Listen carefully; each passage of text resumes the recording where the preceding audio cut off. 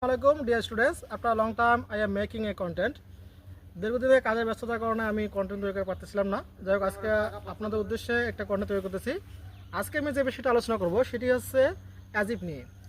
আমরা ইফ এবং as if নিয়ে এই দুটো নিয়ে খুব কনফিউশন করি।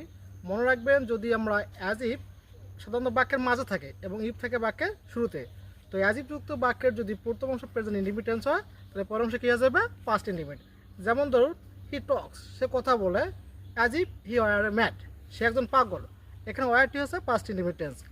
পক্ষান্তরে যদি আমরা প্রথম অংশটি পাস্ট ইন্ডিপেন্ডেন্স পাই তাহলে পরেরটি হবে পাস্ট পারফেক্ট টেন্স।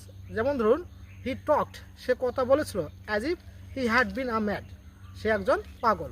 তার মানে এখানে বোঝা যাচ্ছে যে প্রথম অংশ যদি পাস্ট হয় তাহলে পরের অংশ হবে পাস্ট পারফেক্ট, আর প্রথম অংশ প্রেজেন্ট ইন্ডিপেন্ডেন্স হয়, পরের অংশ হবে পাস্ট ইন্ডিপেন্ডেন্স। সো আশা রাখি ইফ এবং অ্যাজ ইফে পার্থক্যটা আমরা বুঝতে পারছি। সোজা কথা, ইফ থাকে বাক্যের শুরুতে এবং অ্যাজ ইফ থাকে বাক্যের মাঝে। থ্যাংকস অল, আল্লাহ হাফেজ।